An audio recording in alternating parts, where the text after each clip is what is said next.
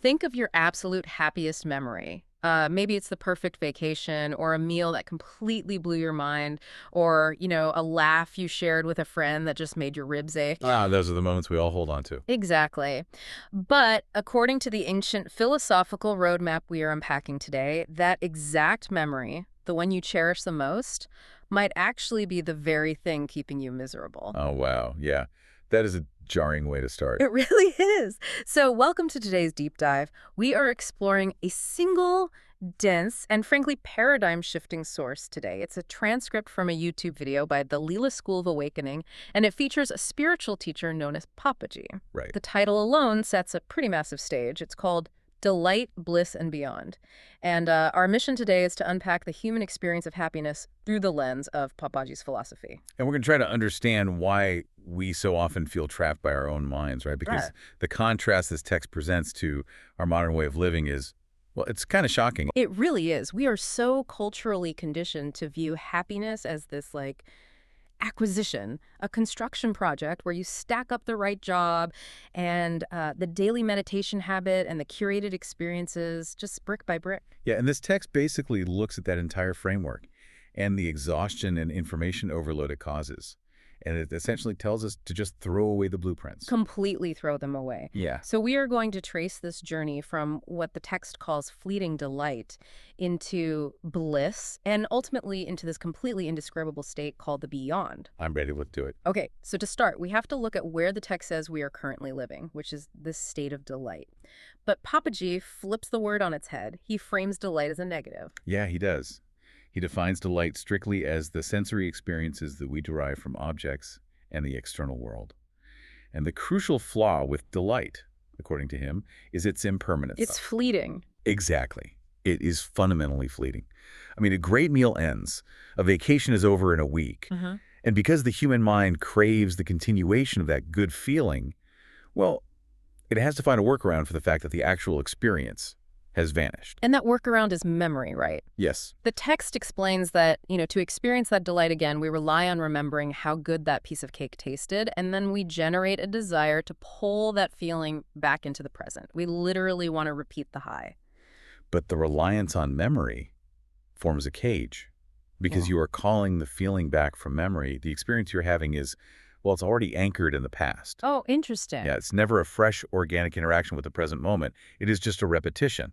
You require the memory, which sparked the desire, which requires you to acquire the object of desire, just to stimulate your senses all over again. It operates as this endless closed loop mechanism. Right, exactly. He actually goes so far as to claim that all beings in the world are fundamentally unhappy because of this looping mechanism. Yeah, he brings up a really striking example about kings.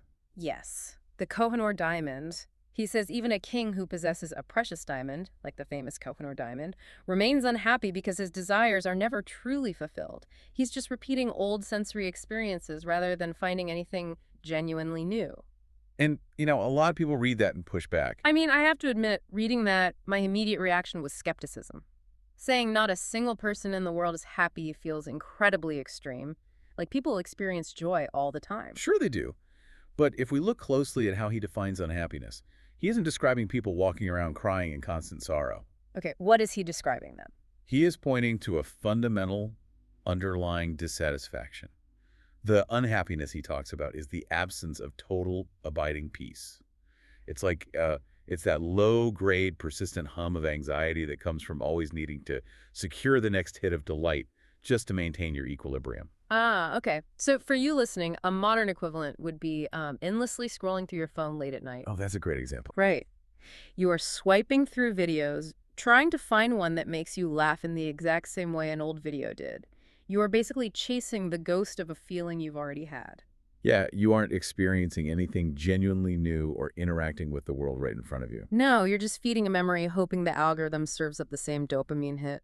Building on that scrolling analogy, the text actually equates this kind of delight with being terrified of the unknown. Wait, really? Terrified. Yeah, because we retreat into memories because the past is safe. We already know the outcome.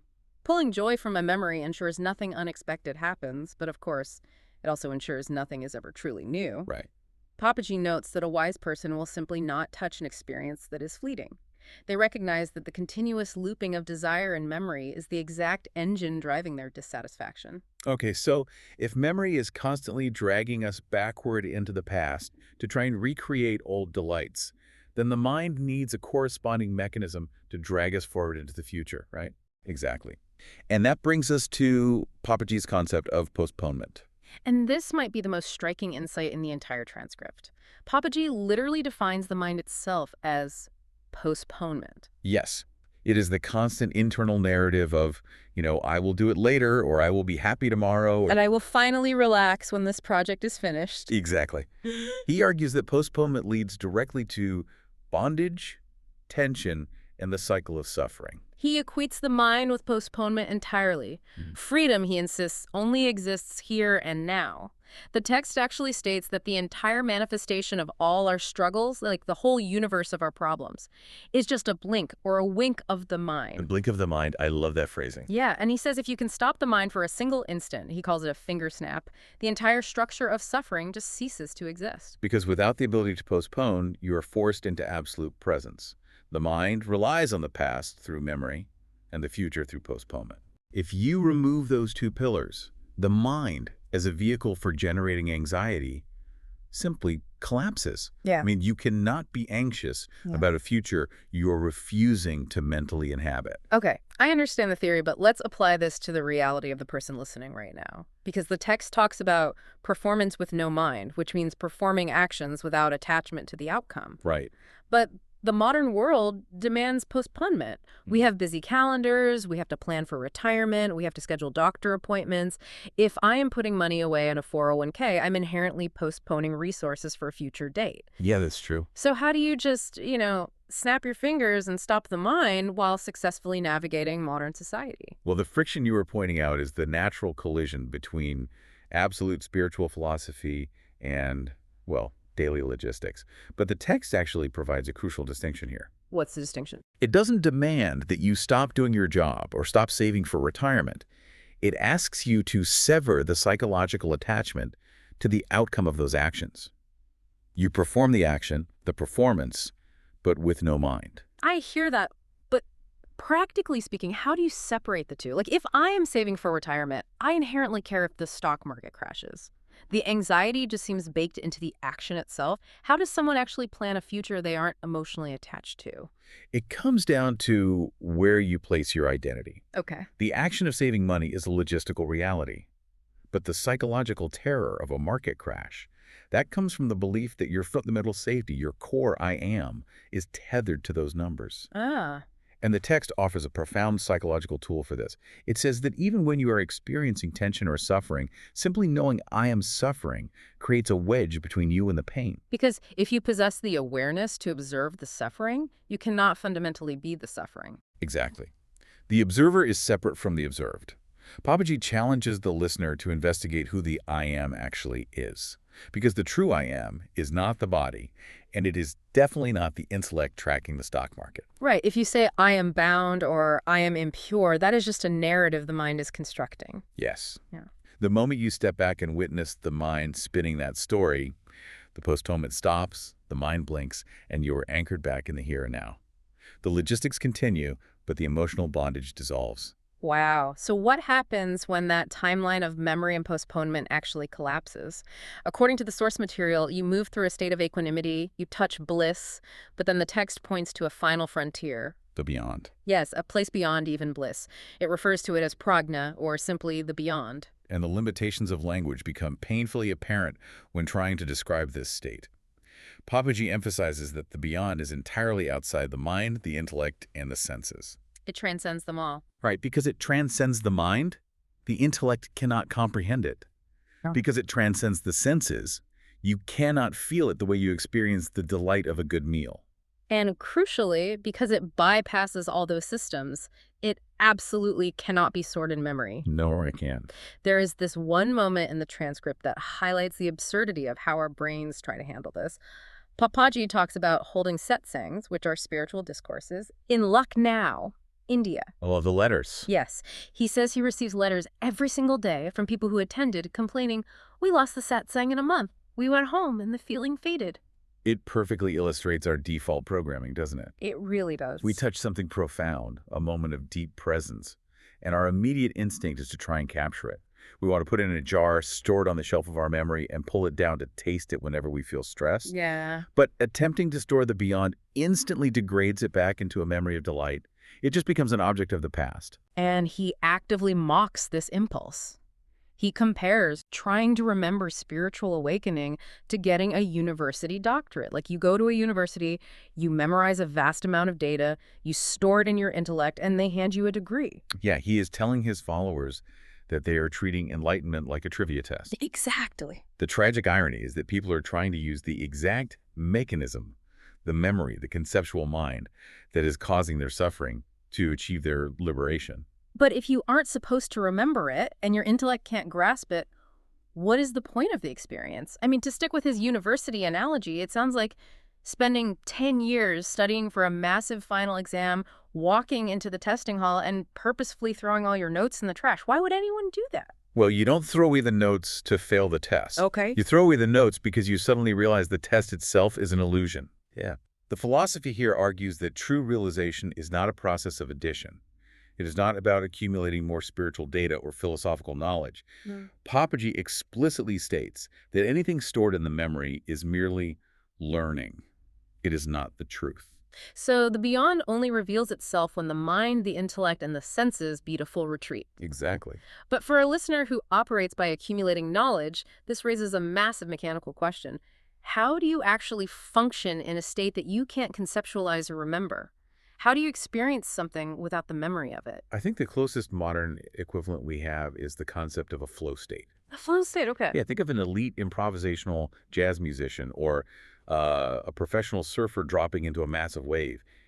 In that exact fraction of a second, they were not referencing their memory. Right. If the jazz musician stops to mentally recall the music theory of the chord they played 30 seconds ago, they lose the groove. Yes. And if the surfer thinks about how they survived a wave last week, they wipe out. They are operating in pure, unmediated presence. They are reacting without intellectual processing. That makes perfect sense. And Papaji is suggesting that this state of flow isn't just for playing a saxophone. It is the fundamental nature of reality when the mind gets out of the way. You let the world pierce through and through the mind, and you let it go from where it came. You don't grab it. Okay, so if we cannot learn this state and we cannot use our intellect to grasp it and we certainly can't memorize it, the obvious question is, what action are we supposed to take? Right. What is the practical step-by-step guide? And the text provides an answer that completely shatters our standard operating procedures. The answer is absolutely nothing. Zero effort. Not a single action is required. So if you tuned in today hoping to learn a new 5-step method to find peace or a new mental framework to attain happiness, this text pulls the rug right out from under you. It really does. It is explicitly telling you to give up all hopes, all notions, and all efforts. It literally instructs the audience, don't try to understand what is spoken here. It is a radical dismantling of the self-improvement industry. The text insists that no effort is required because you are already pure consciousness. You are already the thing you are desperately exhausting yourself trying to find. Yeah, he uses the phrase, living as truth itself, rather than searching for truth as an object. And the analogies he uses to anchor this abstract idea are just stunning. They are. The first is a fish swimming in a river. He describes the fish crying out in agony, I am thirsty, I am thirsty. You're so good. The profound joke is that the very fact the fish is alive and capable of crying out proves it is entirely enveloped by the water it thinks it lacks. These analogies brilliantly dismantle the entire concept of becoming. In our culture, you become a better person, you become enlightened. Papaji argues you don't become conscious, you are the consciousness. He uses the analogy of gold to solidify this. If you take a piece of pure gold, melt it down, and shape it into the form of a bird or a dog, it never loses its fundamental goldness. Never. The name changes, the form changes, but the underlying substance is untouched. You can call the shape a bird, but it is gold. You can call your current shape an accountant or a tired parent or someone who is deeply stressed out by their to-do list, but your underlying substance, that pure consciousness, hasn't been altered in the slightest. Exactly. And the final analogy in this sequence highlights the sheer absurdity of our constant spiritual and psychological striving. He talks about trying to use a tiny flickering candle to see the sun. The imagery there is so clear. Right. The sun is self-effulgent.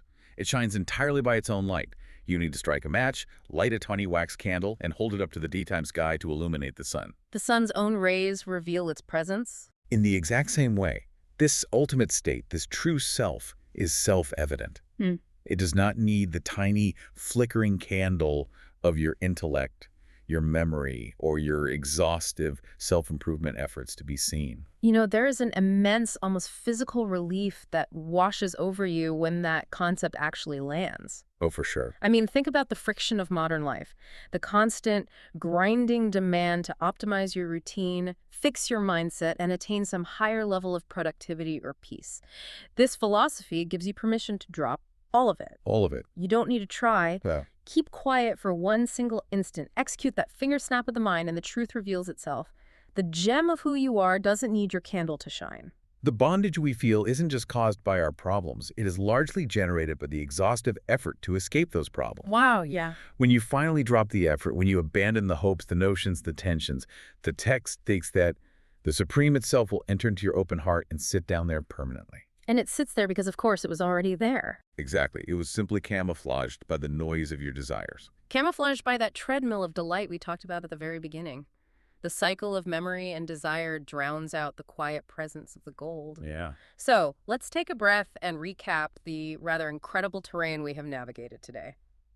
We started by confronting the uncomfortable idea that chasing delight through sensory experiences and clinging to past memories is actually a trap that ensures we remain fundamentally dissatisfied. Right. And then we examined how the mind functions as an engine of postponement, Yeah. constantly dragging us into an imagined future and creating psychological bondage. And by realizing that we are the silent observer of our suffering rather than the suffering itself, Right. we can collapse that timeline. Yeah, we learned that the ultimate truth, the beyond, cannot be hoarded in the memory like notes for a university exam. It requires a flow state of pure presence. And finally, the paradigm-breaking realization. You don't need a candle to see the sun. You're already the gold.